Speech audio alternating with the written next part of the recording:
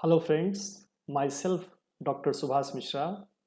और जैसा दिख रहा है थंबनेल, हॉस्पिटल एक्वायर्ड इन्फेक्शंस। जब हम हॉस्पिटल के बारे में बात करते हैं तो हम यही सोचते हैं कि हॉस्पिटल जा रहे हैं, वहाँ पे डिजीज़ का डायग्नोसिस होगा, प्रॉपर ट्रीटमेंट होगा और हम अच्छे से स्वस्थ होकर के घर वापस आएंगे। लेकिन आज जो हम डिस्कस करने जा रहे हैं कि जब आप अस्पताल जाते हैं तब आपके पास एक या दो बीमारी होता है, एक दो सिम्टम्स होते हैं या एक दो प्रकार का इन्फेक्शंस होता है। लेकिन जब आप अस्पताल प्रेमिसेस में रहते हैं, अलग अलग कारण की वजह से आप में और फिर इन्फेक्शंस हो जाता है during the stay in the hospital. उसे हम कहते हैं हॉस्पिटल एक्वायर्ड इन्फेक्शन या नेजोकोमियल इन्फेक्शंस या फिर हेल्थ केयर एसोसिएटेड इन्फेक्शंस। तो इस वीडियो में आप मेरे साथ बने रहें। हम कंप्लीट इंफॉर्मेशन आपको हॉस्पिटल एक्वायर्ड इन्फेक्शंस, उससे होने वाले जो परिणाम हैं, इसके साथ साथ उससे कैसे बचा जा सकता है, काफ़ी डिटेल में बात करेंगे। चलिए वीडियो को शुरू करते हैं।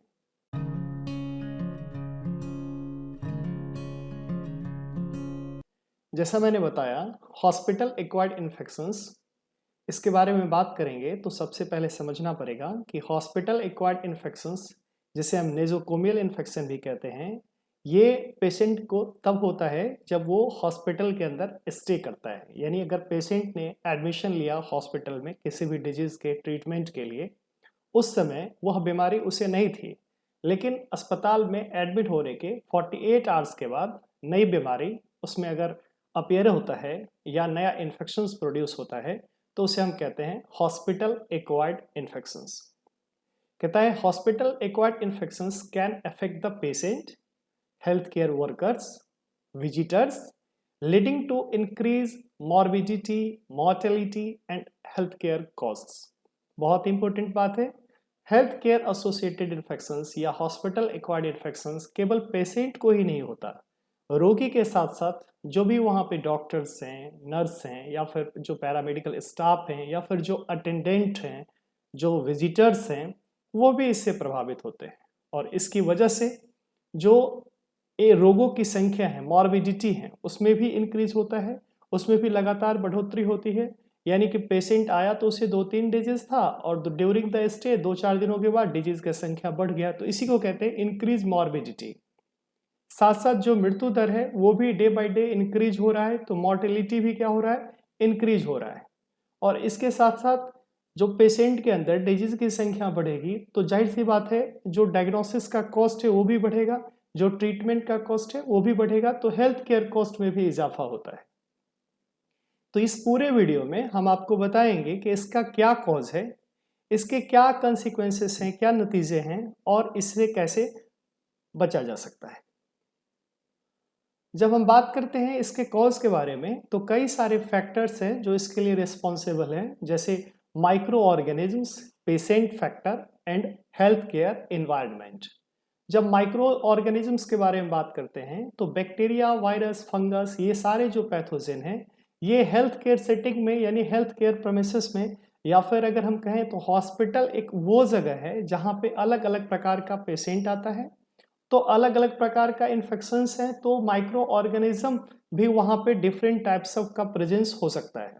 जैसे एक एग्जांपल लेके चलते हैं, जैसे ट्यूबरक्लोसिस का पेशेंट है और जब वो खांसता और छींकता है तो बैक्टीरिया कहाँ आ रहा है, हॉस्पिटल इन्वायरमेंट में ही आ रहा है। अगर कोई कोविड का पेशेंट है, खांसता और छींकता है, तो वो भी जो वायरसेस है वो कहाँ आ रहे हैं, हॉस्पिटल के अंदर ही है। या फिर अगर कोई टॉयलेट जाता है, मल एक्सक्रीट करता है, तो वो सारे का भी अगर प्रॉपर क्लीनिंग सैनिटाइजेशन को फॉलो नहीं किया जा रहा है तो हॉस्पिटल के अंदर में माइक्रो ऑर्गेनिज्म, पैथोजेन का प्रेजेंस ज़्यादा होता है। सेकेंड पॉइंट बहुत इंपॉर्टेंट है कि पेशेंट का फैक्टर, यानी मुझे पता है कि जो पेशेंट है वो पेशेंट का ऑलरेडी इम्यूनिटी वीक है, इसीलिए वो अस्पताल में एडमिट हुआ है। और चूंकि पैथोजेन का प्रेजेंस वहाँ पे ज़्यादा है तो जाहिर सी बात है कि पेशेंट को और इन्फेक्शन होने का, मॉर्बिडिटी होने का संभावना ज़्यादा है। इसके साथ साथ invasive procedures and prolonged hospital stay increase the risk of infection. हर एक टेस्टिंग का एक अपना एसओपी है, अपना एक प्रोटोकॉल है। अगर उस प्रोटोकॉल को फॉलो नहीं करते हैं तो पेशेंट का, जैसे एक एग्जांपल लेते हैं कि कोई एक पेशेंट है और उसका ब्लड सैंपल कलेक्ट करना है, लेकिन अगर ब्लड सैंपल कलेक्ट करने से जो साइट है, चाहे हम कैपिलरी कलेक्शन कर रहे हो या फिर वेनस कलेक्शन कर रहे हो, और अगर साइट को हम अल्कोहल से प्रॉपर क्लीन नहीं करते हैं तो ऐसे कंडीशन पे जो स्किन पे बैक्टीरिया है वो बैक्टीरिया कहाँ जाता है, ब्लड सर्कुलेशन में जाता है और वो फिर क्या करता है, इन्फेक्शन करता है। तो ये जो इन्वेजिव प्रोसीजर है इसको बड़े ध्यान से समझने की ज़रूरत है। इसके साथ साथ अलग अलग प्रकार का पेशेंट है जिनका ट्रीटमेंट ड्यूरेशन अगर लंबा होता है, लंबे समय तक हॉस्पिटल में रहते हैं, तो उन्हें भी हॉस्पिटल एक्वायर्ड इन्फेक्शंस होने का चांस ज़्यादा होता है। जब हेल्थ केयर एनवायरनमेंट के बारे में बात करते हैं तो contaminated surface, inadequate hand hygiene and poor ventilation contribute to the transmission of pathogen. कहता है कंटामिनेटेड सरफेस, जो हॉस्पिटल का फर्श है उसे रेगुलर क्लीन करना चाहिए। अगर उसको रेगुलर क्लीनिंग नहीं कर रहे हैं तो डिफरेंट टाइप ऑफ पेशेंट आ रहा है, अटेंडेंट आ रहा है, तो वहाँ पे कंटामिनेशन का चांसेस क्या है, ज़्यादा है। जैसे हॉस्पिटल के अंदर जो भी इक्विपमेंट्स हैं या फिर जो भी ऐसे मटेरियल्स का यूज़ करते हैं हम जिसको ऑटोक्लेव करने की ज़रूरत है, तो उसे हमें समय समय से ऑटोक्लेव करना है। अगर मुझे फ्यूमिगेशन करने की ज़रूरत है, ओटी रूम के लिए हम लोग फ्यूमिगेशन को फॉलो करते हैं, तो हमें फॉर्मेल्डिहाइड का इस्तेमाल करके और उसे हमें क्या करना है, फ्यूमिगेट भी करना है। इसके अलावा पुअर वेंटिलेशन, अगर एयर का फ्लो नहीं है, अगर लाइट प्रॉपर नहीं है, वेंटिलेशन प्रॉपर नहीं है, तो भी इन्फेक्शंस होने का चांस ज़्यादा होता है, पैथोजन जो है का ट्रांसमिशन ज़्यादा होता है।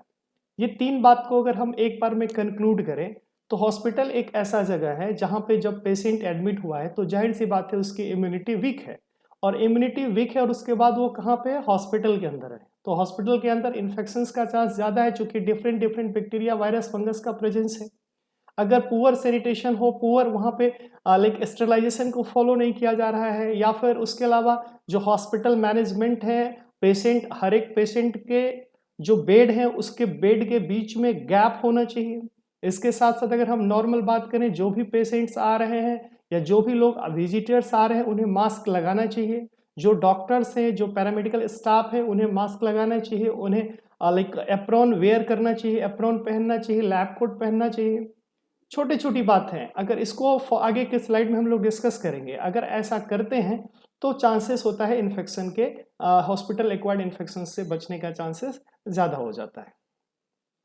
इसके बाद जब हम बात करते हैं कॉमन टाइप्स ऑफ HAI, कितने प्रकार का HAI है, तो हम यहाँ पे कुछ इंपॉर्टेंट डिस्कस करेंगे आपके सामने। जैसे सर्जिकल साइट इन्फेक्शंस, नाम से ही पता चल रहा है कि सर्जिकल साइट, किसी को सर्जरी हुआ और उस जगह पे क्या हो गया, इन्फेक्शन हो गया। हम सर्जरी क्यों करा रहे हैं, सर्जरी करा रहे हैं, हमें प्रॉब्लम है, हमें बॉडी के अंदर कोई दिक्कत है और उससे ठीक होने के लिए सर्जरी करा रहे हैं। लेकिन सर्जरी के बाद वहाँ का जो एटमॉस्फेयर है, वहाँ का जो इन्वायरमेंट है, यहाँ पे जो प्रेजेंट बैक्टीरिया, वायरसेस, फंगस हैं, उस बैक्टीरिया की वजह से मुझे क्या हो गया, इन्फेक्शंस हो गया। तो इसे कहते हैं सर्जिकल साइट इन्फेक्शंस। कहता है कि occur after surgery in the part of the body where the surgery took place, ये सर्जरी के बाद उस जगह पे होता है जहाँ पे सर्जरी हुआ है।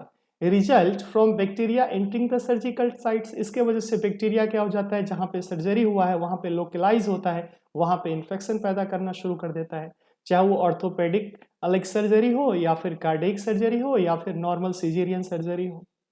इसके साथ साथ यूरिनरी ट्रैक इन्फेक्शन, बहुत इंपॉर्टेंट बात, जो पेशेंट कैथेटर लगाते हैं जिनको यूरिनरी ट्रैक इन्फेक्शंस होते हैं, या उस तरीके का common among the patient urinary catheters those who undergo the invasive procedure, तो जो कैथेटर का इस्तेमाल करते हैं उसे भी संभावना होता है ज़्यादा यूरिनरी ट्रैक इन्फेक्शन होने का। जब हम बात करते हैं थर्ड जो है दैट इज निमोनिया, निमोनिया के बारे में बात करते हैं तो कहता है लंग्स का infection that can be acquired in the hospital setting.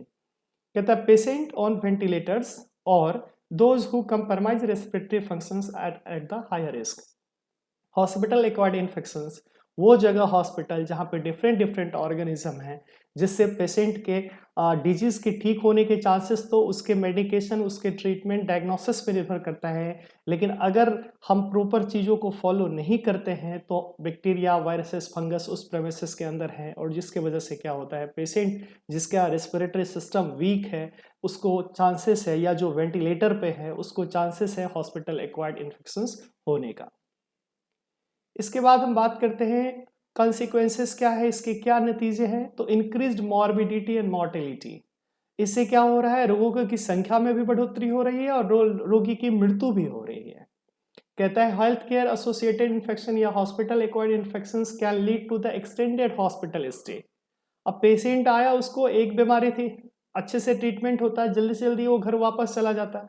लेकिन हॉस्पिटल की व्यवस्था ऐसा है, हॉस्पिटल के अंदर जो लाइक देखिए कई सारे फैक्टर हैं, चाहे वो इम्यून स्टेटस की हम बात करें या फिर हॉस्पिटल ऑर्गेनिज्म की बात करें या फिर हॉस्पिटल इन्वायरमेंट की बात करें या फिर हम डायग्नोसिस एंड थेरेप्टिक इंटरवेंशन की बात करें या फिर हम ट्रांसफ्यूजन की बात करें। ये अलग अलग फैक्टर्स हैं जो रिस्पॉन्सिबल है हॉस्पिटल एक्वायर्ड इन्फेक्शंस के लिए।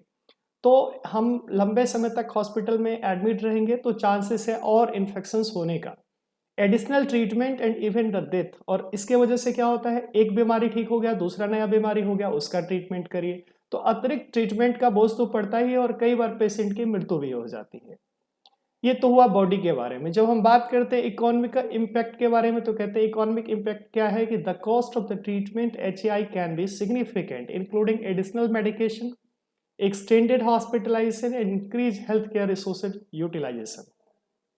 पेशेंट को लंबे समय तक तो अस्पताल में रहना ही पड़ रहा है, इसके पेशेंट को लंबे समय तक अस्पताल में तो रहना ही है। इसके साथ साथ और क्या होता है, इसके साथ साथ और हो रहा है कि उसका कई सारे मेडिसिन, अलग अलग डिजीज के लिए अलग अलग मेडिसिन खिलाना पड़ रहा है। इसके साथ साथ क्या हो रहा है कि हेल्थ केयर का जो रिसोर्सेस है, वो हेल्थ केयर का रिसोर्सेस ज़्यादा से ज़्यादा इस्तेमाल हो रहा है। तो ऐसे कंडीशन में पेशेंट जो हॉस्पिटल एक्वायर्ड इन्फेक्शन से पीड़ित होते हैं, उससे उसका इकोनॉमिक इम्पैक्ट उस ऑर्गेनाइजेशन पे, उस हॉस्पिटल पे भी पड़ता है, साथ साथ जो पेशेंट है उस पर भी पड़ता है। साइकोलॉजिकल इम्पैक्ट क्या है, कहता है HAI hospital acquired infections can cause emotional distress. Patient है, लंबे समय से अस्पताल में एडमिट है, वो बेचैनी फील कर रहा है, एंजाइटी हो रहा है उसको, और साथ साथ वो सोचता है कि मैं जब हॉस्पिटल आया तो मुझे एक बीमारी थी और अब वो बीमारी तो ठीक नहीं हुई, मैं और 2-3 बीमारी से पीड़ित हो गया हूँ। इसके वजह से हेल्थ केयर जो इंस्टीट्यूशंस हैं, जो हॉस्पिटल्स हैं, उन पे भी विश्वास कम होता जा रहा है लोगों का। कैसे करें, क्या करें जिससे हम इस सब से बच सकते हैं? बहुत सिंपल और बहुत इंपॉर्टेंट, हैंड हाइजीन। कहते हैं कि proper hand washing with soap and water using alcohol based hand sanitiser. हम सॉप से, वाटर से 30 सेकेंड से लेकर के 40 सेकेंड तक जो उसके 6 to 7 स्टेप्स है, उस स्टेप्स को फॉलो करें और हैंड को वॉश करें। इसके साथ साथ अगर अल्कोहल बेस्ड हैंड सैनिटाइजर है, इससे भी आप अगर अपने हैंड को प्रॉपर वॉश करते हैं तो आप इस इन्फेक्शन से बच सकते हैं।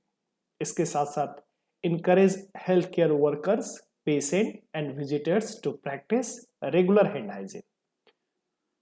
ये हैंड हाइजीन एक केक करने से नहीं होगा, इसे जितने भी हेल्थ केयर वर्कर्स हैं, चाहे डॉक्टर्स हैं, पैरामेडिकल स्टाफ हैं, इसके साथ साथ जो पेशेंट हैं, वो पेशेंट्स और जो उसके साथ अटेंडेंट हैं, विजिटर्स हैं, उन्हें भी इस हैंड वॉश का जो है प्रोसेस, हैंड वॉशिंग का जो स्टेप्स है, उन्हें बताना पड़ेगा, समय समय पे ट्रेनिंग देना पड़ेगा और ट्रेनिंग के माध्यम से उन्हें रेगुलर प्रैक्टिस में लाना पड़ेगा। इसके साथ साथ सेकेंड स्टेप है environmental cleaning, regular disinfection of surface and equipment in health care setting. बहुत इंपॉर्टेंट बात है, हमारा जो हॉस्पिटल का प्रेमिसेस है, जहाँ पे हम पेशेंट एडमिट है रहता है, या फिर वो इमरजेंसी का एरिया हो, या फिर वो ICU का एरिया हो, या फिर वो जनरल OPD का एरिया हो, रेगुलर क्लीनिंग बहुत इंपॉर्टेंट है। सरफेस क्लीनिंग हाइपोक्लोराइड सॉल्यूशन से, डिसइंफेक्टेंट का इस्तेमाल करके, या फिर जो हमारे इक्विपमेंट हम यूज़ कर रहे हैं उस इक्विपमेंट का हमें क्या करना होगा, फ्यूमिगेशन के प्रोसेस से, या फिर जो भी डिसइंफेक्शन का प्रोसेस है उसको फॉलो करना होगा और उसे डिसइंफेक्टेंट करना होगा। Adherence to strict protocol for cleaning and disinfection, बहुत इंपॉर्टेंट बात है कि अगर हम क्लीनिंग के प्रोसेस में या फिर हम स्टरलाइजेशन के प्रोसेस को फॉलो करते हैं तो इसे कंप्लीट फॉलो करना है, इसे किसी भी कंडीशन में कैंसिल नहीं करना है, रेगुलर प्रोसेस को फॉलो करना है, रेगुलर क्लीनिंग प्रोसेस हो, टाइमली क्लीनिंग प्रोसेस हो, डिसइंफेक्शन का चाहे वो ऑटोक्लेविंग के माध्यम से हो या फ्यूमिगेशन के माध्यम से हो, उस प्रोसेस को, प्रोटोकॉल को फॉलो करना है। एंटीमाइक्रोबियल स्टीवर्डशिप का मतलब है कि जो भी एंटीबायोटिक्स हैं उस एंटीबायोटिक्स का प्रॉपर प्रबंधन, यहाँ पे प्रबंधन से इसका मतलब यह है कि एंटीबायोटिक कहते हैं कि rational use of antibiotic to prevent the emergence of antibiotic resistance bacteria. Day by day bacteria के अंदर में एंटीबायोटिक का रेजिस्टेंस डेवलप हो रहा है। जैसे मैं बात कर रहा हूँ हॉस्पिटल एक्वायर्ड इन्फेक्शंस के बारे में, यहाँ पे एक बैक्टीरिया है स्टेफाइलोकोकस बैक्टीरिया, उसके जो स्पीसीज हैं चाहे स्टेफाइलोकोकस ऑरियस है या फिर एपिडर्मिडिस है, ये दोनों जो हैं देखें स्पेशली स्टेफाइलोकोकस बैक्टीरिया के बारे में कि ये मिथिसिलिन रेसिस्टेंस होता है। तो एंटीबायोटिक पॉलिसी को प्रॉपर फॉलो करना चाहिए, उसे मॉनिटरिंग करना चाहिए, समय समय पे जो भी पेशेंट के सैंपल है उसे कल्चर और सेंसिटिविटी टेस्ट के द्वारा देखना चाहिए कि कौन से बैक्टीरिया हैं और कौन सा एंटीबायोटिक इस पेशेंट के लिए बहुत कारगर है, उसी का इस्तेमाल करना चाहिए। इसके साथ साथ और क्या है, इन्फेक्शन कंट्रोल मेजर्स, बहुत इंपॉर्टेंट पार्ट। हॉस्पिटल के अंदर में bio waste management, different type के बायो वेस्ट हैं, अलग अलग इसकी कैटेगरीज है, जैसे ह्यूमन वेस्ट हो सकता है, एनाटॉमिकल अलग एनिमल वेस्ट हो सकता है, माइक्रोबायोलॉजिकल वेस्ट हो सकता है, इसके अलावा शार्प मटेरियल हो सकता है, एक्सपायर्ड मेडिसिन हो सकता है, सॉलिड विथ ब्लड, इसकी incineration aid, solid solid without blood हो सकता है, इसके अलावा लाइक केमिकल हो सकते हैं, लिक्विड वेस्ट हो सकता है। तो ये 10 प्रकार का कैटेगरी है बायोमेडिकल वेस्ट का।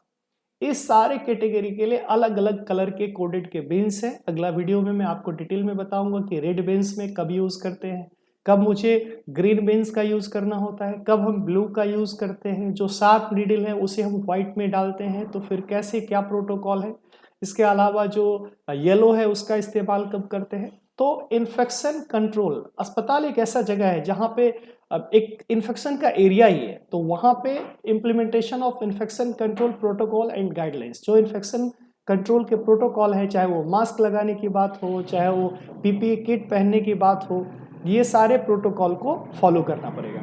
इसके अलावा कहते हैं isolation precaution for the patient known और सस्पेक्टेड इन्फेक्शंस। हमें पता है कि अगर इस पेशेंट के अंदर ऐसा इन्फेक्शन है जो एयरबॉर्न इन्फेक्शन है, तो उसे हमें क्या करना होगा, प्रिकॉशन के साथ पेशेंट को आइसोलेट करके रखना पड़ेगा। इसके अलावा मैंने कहा कि जो पर्सनल प्रोटेक्टिव इक्विपमेंट है उसे भी हमने देखा कि कोविड के केस में ये पीपीई किट जो है वो काफ़ी प्रचलित हुआ, और जो सैंपलिंग कलेक्शन से लेकर के टेस्टिंग तक जो टेक्नीशियन है, जो माइक्रोबायोलॉजिस्ट इवन, वो सारे लोग पीपीई किट का इस्तेमाल किए। Vaccination, encourage the health care workers and eligible patient to receive vaccinations. बहुत सारे वैक्सीन हैं अलग अलग डिजीज के लिए, और प्रिकॉशन है हॉस्पिटल एक्वायर्ड इन्फेक्शन से बचना है, तो चाहे वो इन्फ्लुएंजा हो या न्यूमोकोकस स्पीसीज के लिए हो, इस सब के लिए क्या है, वैक्सीन अवेलेबल है, और वैक्सीन लेने से आप स्वस्थ रहेंगे। इसके साथ कंक्लूजन क्या है, क्यों मैं इसका डिस्कस कर रहा हूं, कहता हूं कि hospital acquired infections are a significant concern in health care setting. जब हम हॉस्पिटल के बारे में बात करते हैं तो उसी समय मुझे हॉस्पिटल एक्वायर्ड इन्फेक्शंस के बारे में बात करना पड़ेगा।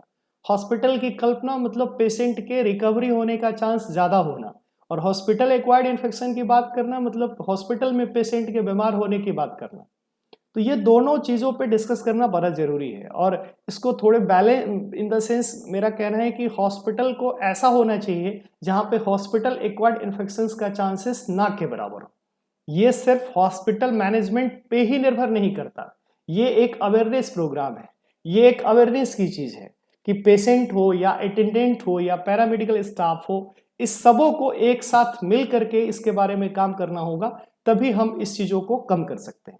कहता है बाय अंडरस्टैंडिंग द कॉज, इसके क्या क्या कारण हैं, कौन कौन से फैक्टर मैंने बताया, चाहे वो माइक्रोबायोलॉजिकल फैक्टर हो, इसके अलावा मैंने कहा इम्यून स्टेटस हो, तो अलग अलग फैक्टर्स है, सारे फैक्टर्स के बारे में बात करना समझना पड़ेगा। स्टाफ्स से, जो हॉस्पिटल पैरामेडिकल स्टाफ्स हैं, जो डॉक्टर्स हैं, उनकी रिस्पॉन्सिबिलिटी है कि पैरामेडिकल स्टाफ्स को ट्रेनिंग दें, उनको बताएं। इसके अलावा अवेयरनेस पे जितने भी पोस्टर्स हैं या फिर बैनर के माध्यम से पेशेंट के बीच में भी इसको रखें, इसके बारे में लोगों को बीच में जानकारी दें। प्रिवेंशन स्ट्रेटेजीज के कौन कौन से तरीके हैं जिससे हम बच सकते हैं, ये सारा काम करेंगे तो हम एक उम्मीद रखते हैं कि ये जो बर्डन है हेल्थ केयर एसोसिएटेड इन्फेक्शन या हॉस्पिटल एक्वायर्ड इन्फेक्शंस का, इससे हम बच सकते हैं और इसको कम कर सकते हैं। Implementing robust infections control measure, ये बहुत इंपॉर्टेंट बात है। एक सख्त कानून होना चाहिए किसका, इन्फेक्शन कंट्रोल मेजर का। और जब इन्फेक्शन कंट्रोल्स में बहुत सारी बातें हैं, जिसमें सबसे इंपॉर्टेंट बातें हैं बायो वेस्ट मैनेजमेंट। तो बायो वेस्ट मैनेजमेंट के प्रोटोकॉल को फॉलो करना है, साफ हो हर जगह, प्रमोटिंग करना है हाइजीन को, हैंड हाइजीन को प्रमोटिंग करना है। इसके अलावा जो मैंने कहा एंटीबायोटिक पॉलिसी है, उस एंटीबायोटिक पॉलिसी को भी फॉलो करना है, उसके सर्वेलांसेस करने हैं। इसके अलावा ये सारे चीज़ों को करते हैं तो यह एक स्टेप है या एक उम्मीद है किसके तरफ कि हम प्रिवेंट कर सकते हैं किसको, हॉस्पिटल एक्वायर्ड इन्फेक्शंस को हम लोग कम कर सकते हैं और पेशेंट को इंश्योर कर सकते हैं कि आपका स्वास्थ्य बेहतर होगा। हम उम्मीद करते हैं इस वीडियो में मैंने आपको हॉस्पिटल एक्वायर्ड इन्फेक्शंस के बारे में बहुत अच्छे से बड़े सिंपल वे में समझाया हूँ। अगर आपको समझ में आए तो वीडियो को लाइक करें, चैनल को सब्सक्राइब करें, अपने फ्रेंड तक शेयर करें। Thank you.